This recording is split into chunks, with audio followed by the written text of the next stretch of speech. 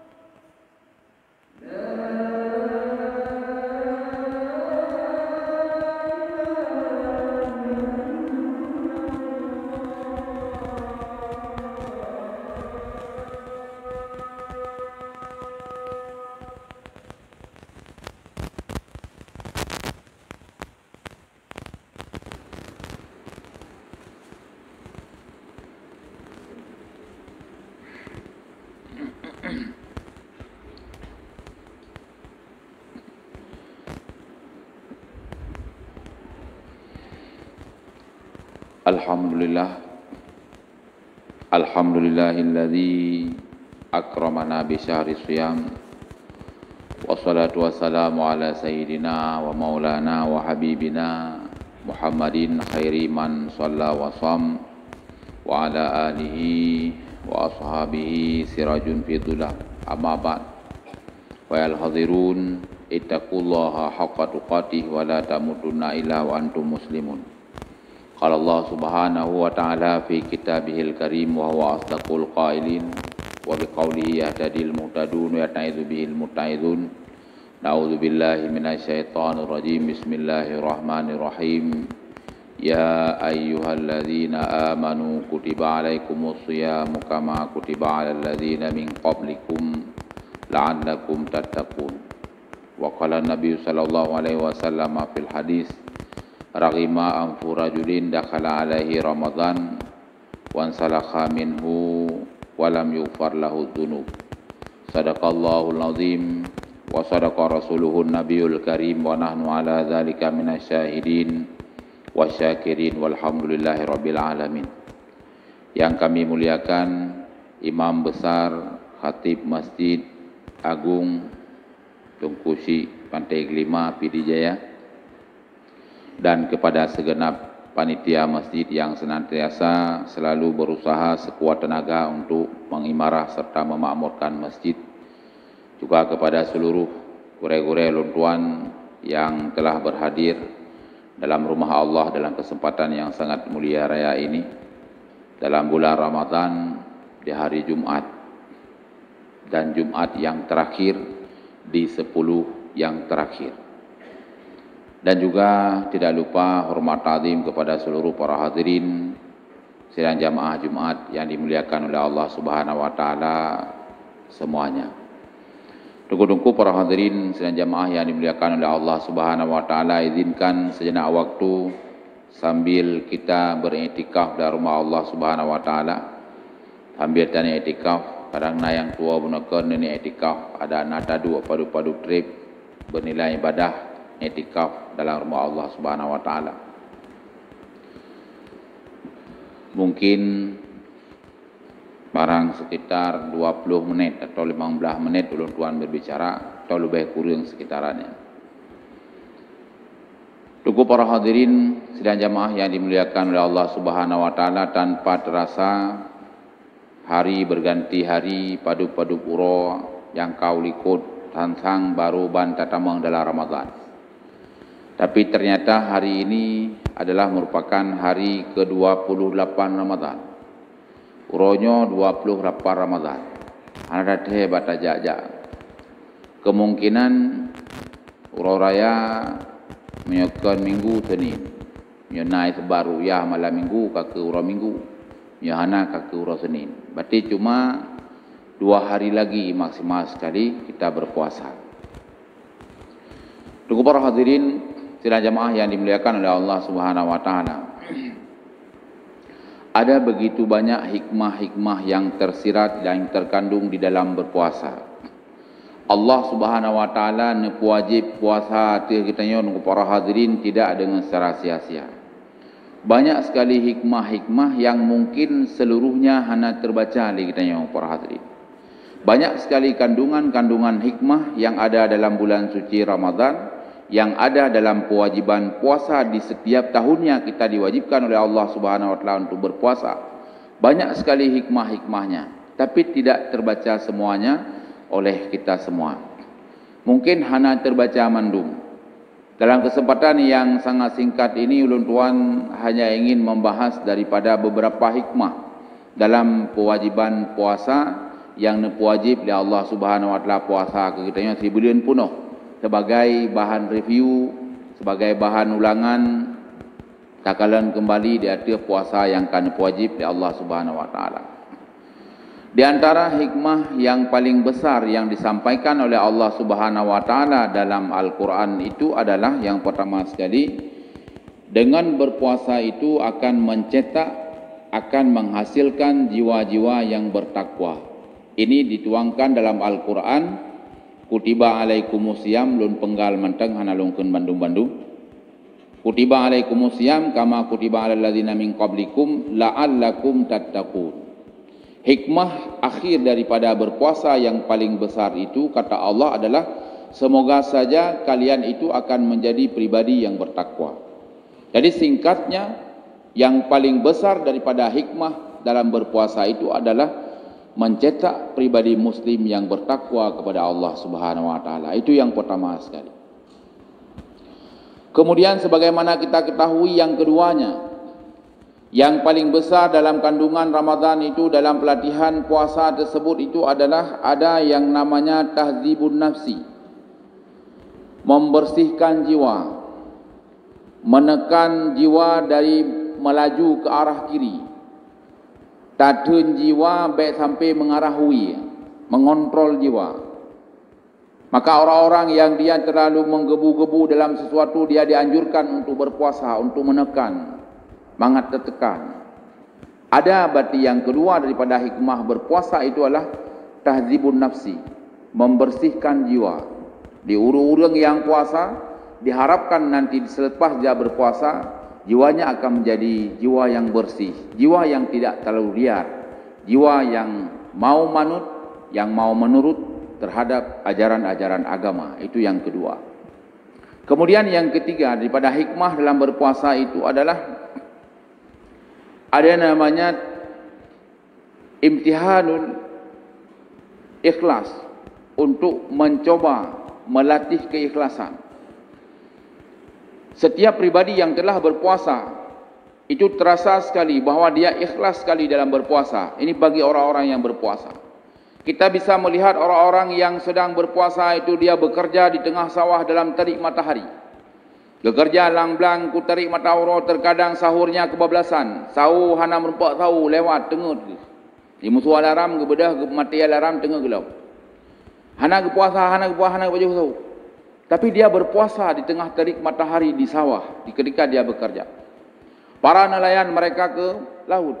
Urang jak laut, jak kemawi, jak mancing. Urangnya hek keluar biasa angku. Hana tempat berlindung dalam laut. Hana tempat sapu, paling kupiah topi saya pakai. Di tengah terik matahari, tebiar ke hinang kedua lamuro ina kemawi di tengah laut. Hanya dapat ikan yang sedikit dengan hasil yang sedikit mungkin. Tapi dia tetap berpuasa. Ikhlas karena Allah Subhanahu wa taala. Beranggapan kondisi singkatnya dengan para hadirin, orang yang berpuasa itu tetap dia akan mempertahankan puasanya. Adakah orang atau tidak ada orang sama saja. Tidak orang nunggu, hana urang tengah laut di. Paling dua dengan ngan sama-sama gerak. Kita bisa berpuasa tanpa diketahui oleh orang lain, tapi tidak akan dilakukan. Ini ada latihan bahwa sebegitu ikhlasnya orang-orang yang berpuasa. Kemudian yang ketiga, yang sangat besar sekali dalam latihan Ramadan ini itu adalah hasasiyah istimaiyah. Maknanya adalah ada sentuhan perasaan secara sosial. Nah, kepekaan sosial bahasa singkat kita. Ada kepekaan sosial, dilatih kepekaan sosial. Dalam Ramadan dianjurkan bersedekah lebih daripada di luar. Dalam Ramadan dianjurkan memberikan makanan-makanan bagi orang-orang yang lapar, yang mereka sedang berpuasa. Berikan makanan bukaan kepada orang-orang yang sedang berpuasa, dianjurkan. Ini menunjukkan bahawa dalam berpuasa kita dilatih supaya peka terhadap orang lain. Kemudian di akhir Ramadan diwajibkan oleh Allah Subhanahu wa taala, bukan lagi latihan sunat, menyempurnakan sunat. Guyubi makanan yang lebih di atas dalam sedekah barakah di luar Ramadan, dalam Ramadan lebih daripadanya sunat. Tapi di akhir Ramadan Allah Subhanahu wa taala pastikan diwajibkan para hadirin. Akhir Ramadan, tutup Ramadan 20 kurang 20 kurang orang, kita diwajibkan oleh Allah Subhanahu wa taala memberikan sedikit daripada apa yang kita miliki, menyisihkan sedikit apa yang kita miliki sebagai bentuk kepekaan sosial terhadap lingkungan kita di samping sekeliling kita. Kita keluarkanlah zakat fitrah. Putubiyat zakat fitrah.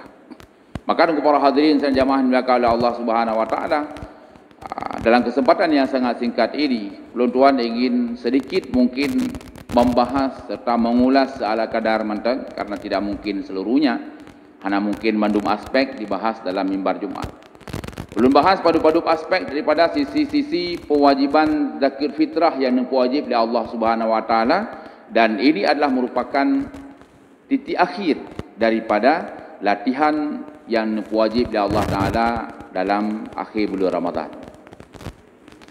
Cukup para hadirin sekalian jamaah dimuliakan oleh Allah Subhanahu wa taala. Zakat fitrah itu adalah merupakan zakat yang diwajibkan oleh Allah Subhanahu wa taala.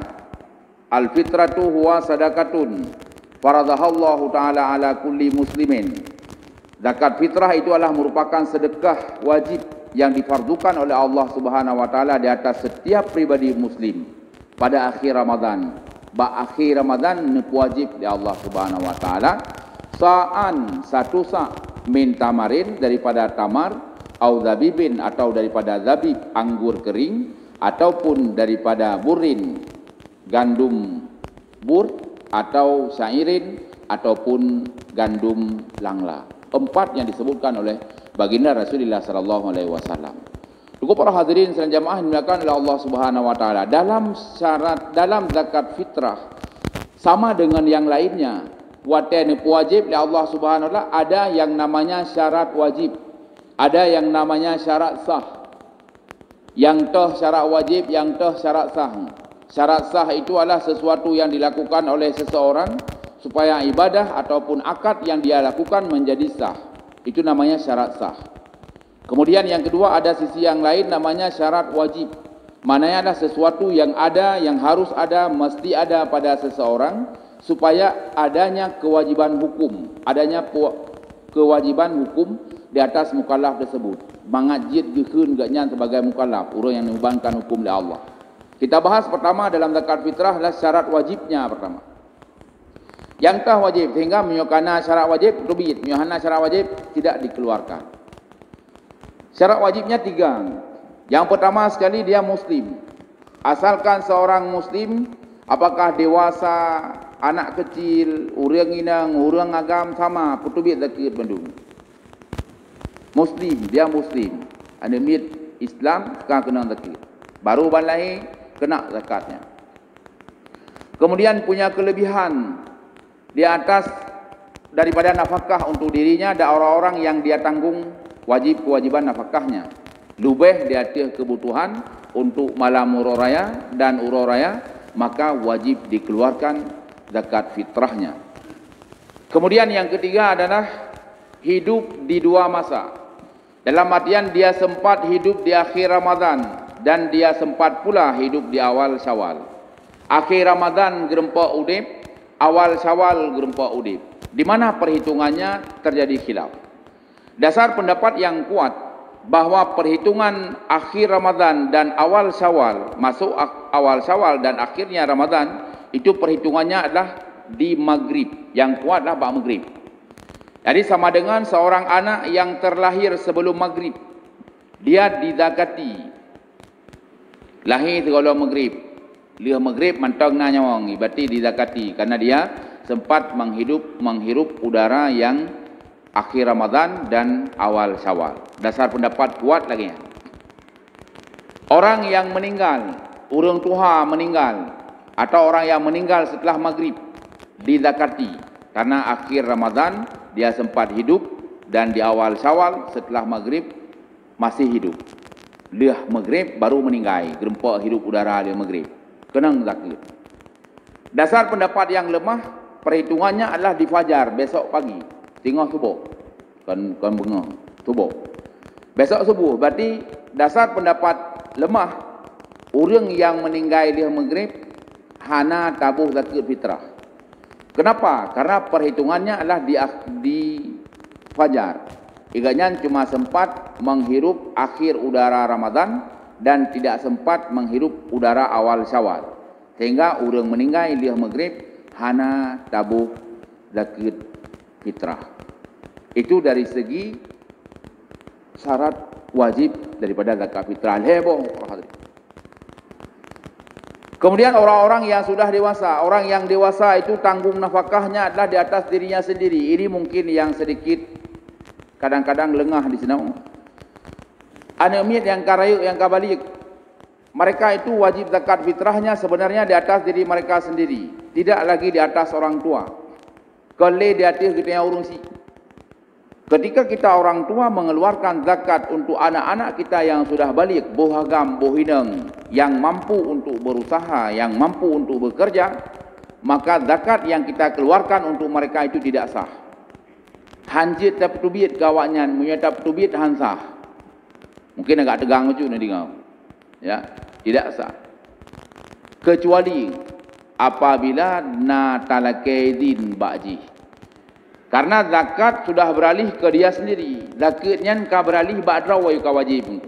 Ketika kita mau menggantikan posisinya untuk menunaikan zakat, payah pegah para hadirin. Jadi yang ingin tuan sampaikan, ketika urung ron nebuh zakat kepada anak-anak ron yang kabaligah anak inang nelakaidin bawanya nyonya lunbuh zakat kero ged selesai tinggal dapat duit mantang dan sah.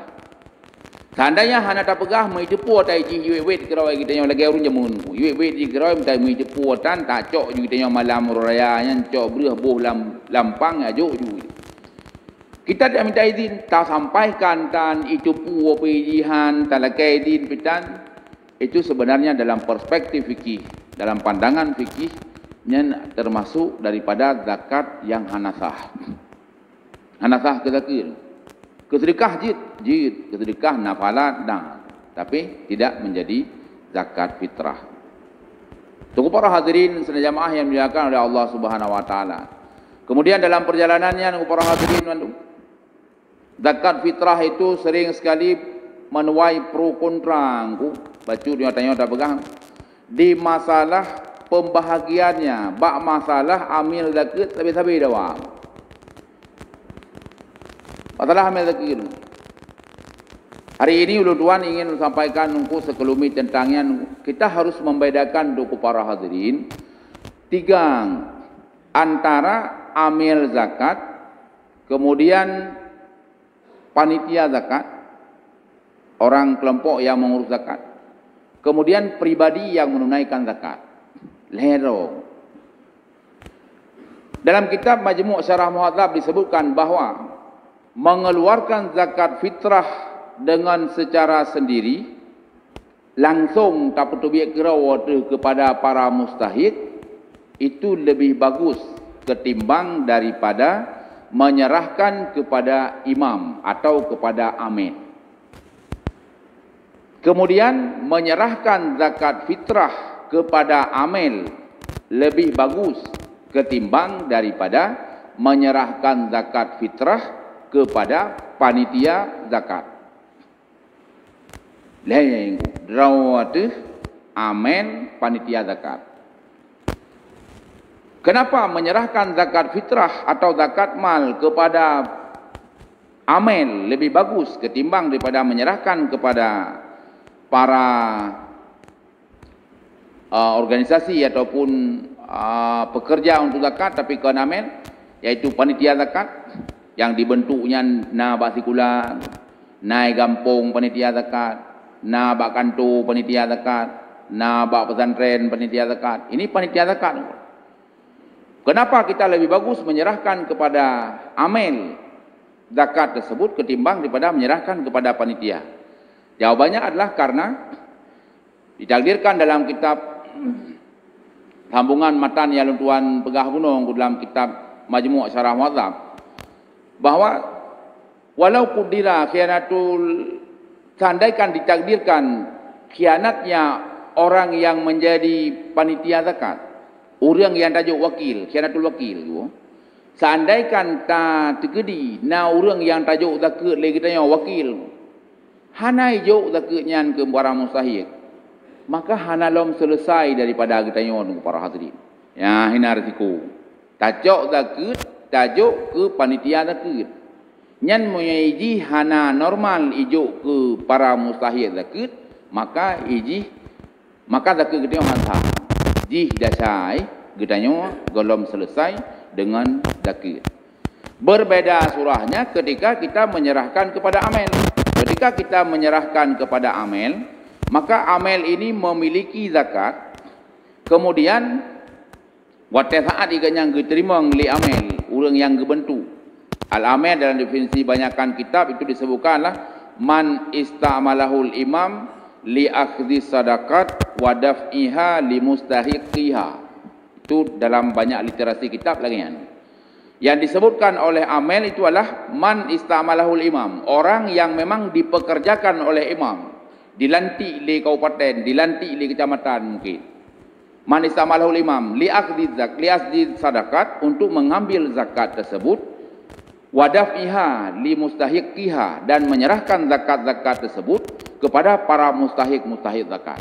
Itulah definisi daripada amil. Nah, ketika orang ini berada dalam ruang amil, urunyan jid ke amil, kita serahkan zakat kepada mereka.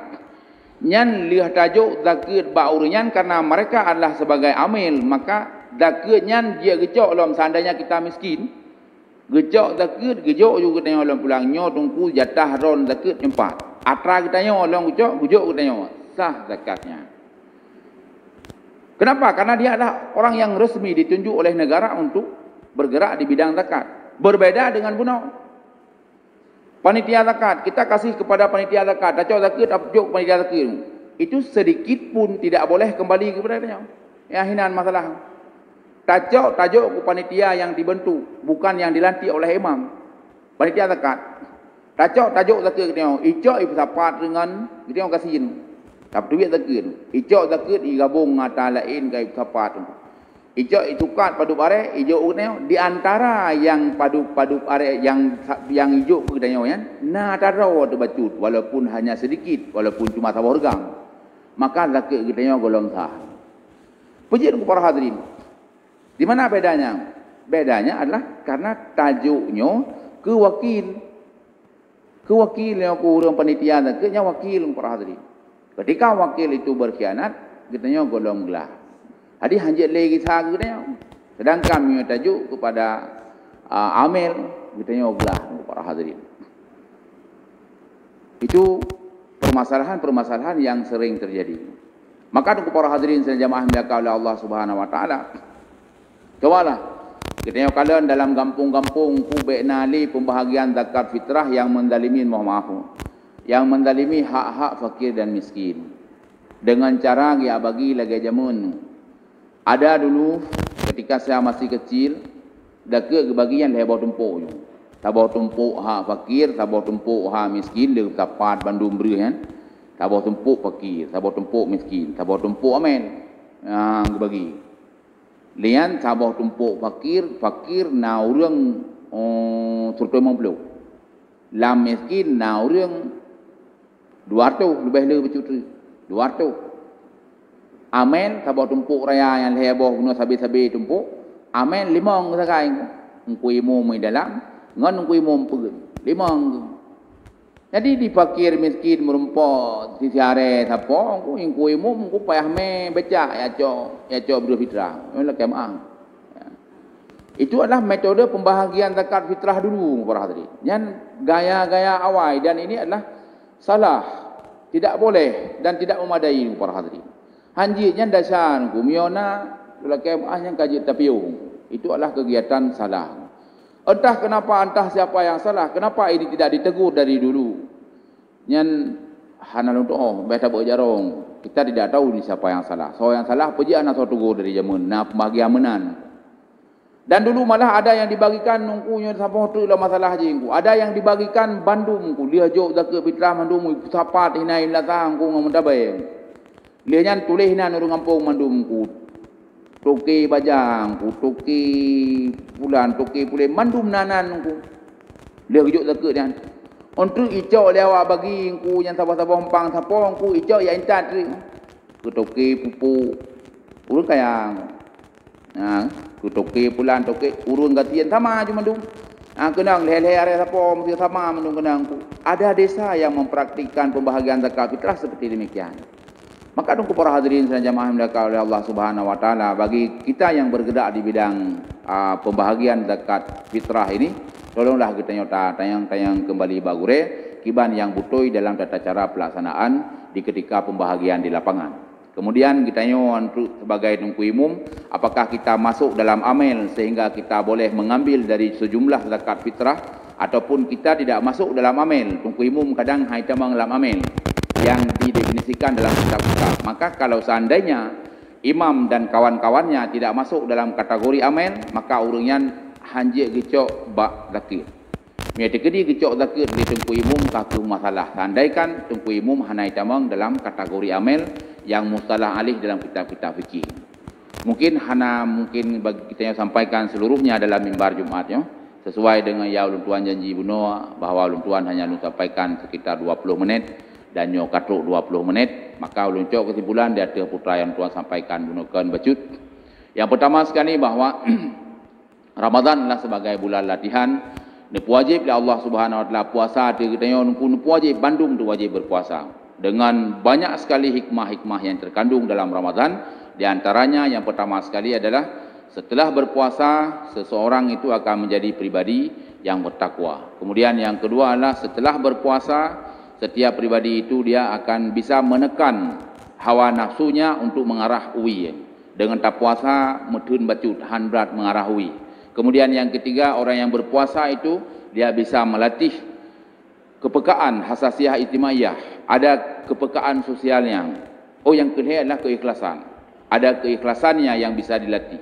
Kemudian yang terakhir dalam bahasa kedua buno, bukan terakhir keseluruhannya. Yang terakhir adalah punya kepekaan sosial ataupun hasasiah ijtimaiyah, punya perasaan kepekaan sosial yang tinggi oleh ketika berpuasa. Mungkin Allah mentang sebagai tausiah yang sangat singkat dan penjabaran yang sangat singkat dalam kesempatan yang sangat singkat. Mudah-mudahan kiranya Allah Subhanahu Wa Taala memberikan faedah bagi pribadi tuan yang menyampaikan, juga kepada kita yang membantu. Amin ya rabbal alamin. Alhamdulillahilladzi akramana bi syahri shiyam wassalatu wassalamu ala sayyidina wa maulana Muhammadin khairi man shalla wa sham wa ala alihi wa ashabihi sirajun fid dhulam. أما بعد فيا أيها الحاضرون اتقوا الله حق تقاته ولا تموتن إلا وأنتم مسلمون. أعوذ بالله من الشيطان الرجيم. بسم الله الرحمن الرحيم. يا أيها الذين آمنوا كتب عليكم الصيام كما كتب على الذين من قبلكم لعلكم تتقون. بارك الله لي ولكم بالقرآن العظيم ويا فوز المستغفرين ويا نجاة التائبين.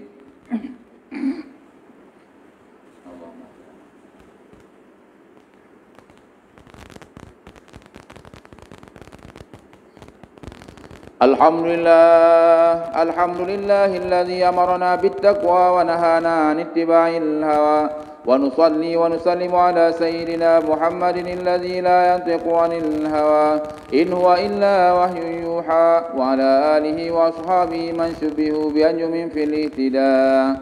أيها الناس أوصيكم ونفسي بتقوى الله وقال فاز المتقون. اتقوا الله في السر والعلانية لعلكم تفوزون يوم القيامة. اتقوا الله حق تقاته ولا تموتن إلا وأنتم مسلمون.